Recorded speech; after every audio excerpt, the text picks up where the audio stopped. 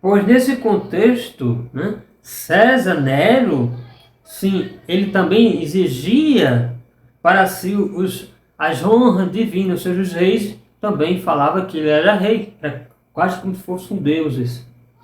E ali que ele mandou matar os apóstolos. Quem foram os apóstolos que os reis, o César Nero mandou matar?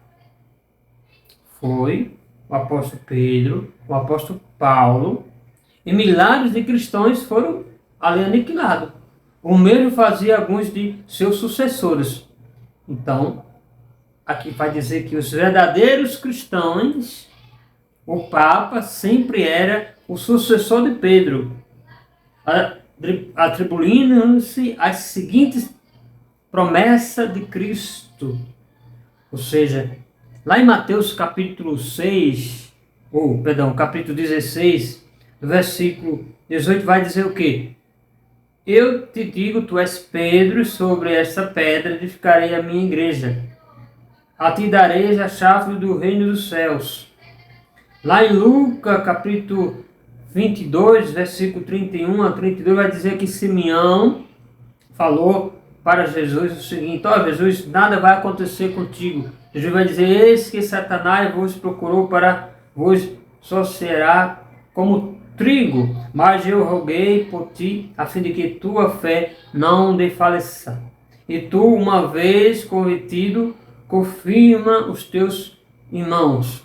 Lá em João vai dizer o seguinte, João capítulo 21, versículo 15 e 17. Jesus perguntou a Simão Pedro: Simeão, filho de João, tu me amas mais do que este? João respondeu: sim, Senhor, tu sabes que eu te amo. Jesus disse: apresente os meus cordeiros.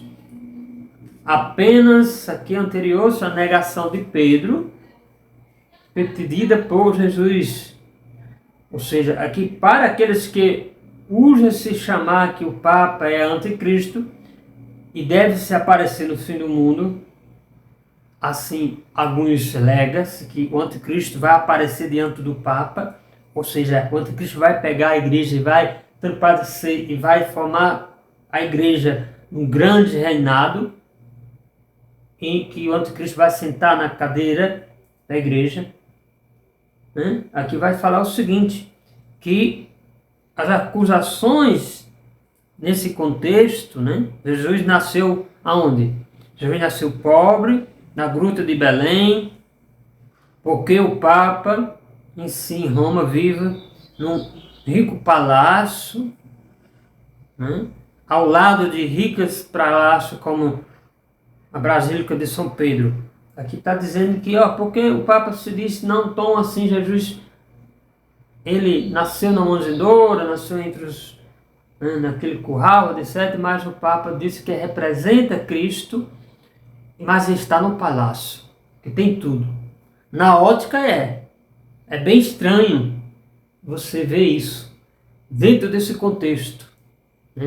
Isso é uma das acusações protestantes. Né? Mas aqui é o seguinte, você vai ver que lá em Mateus, numa parábola, que já é uma resposta católica, né? Em Mateus capítulo 13, versículo 31 a 32, vai dizer o seguinte: Jesus compara a sua igreja, o reino dos céus, com um grão de mostarda, que semeando cresce e torna-se grande como árvores.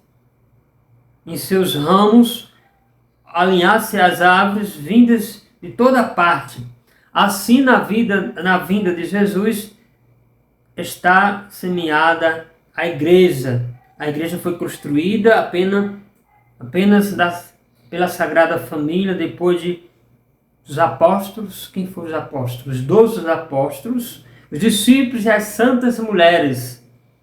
Ou seja, Jesus andava com eles e ensinava o povo à beira do lago e nos montes. Jesus não precisava de casa nem de dinheiro para o culto divino e público. Jesus aqui se viria da sinagoga.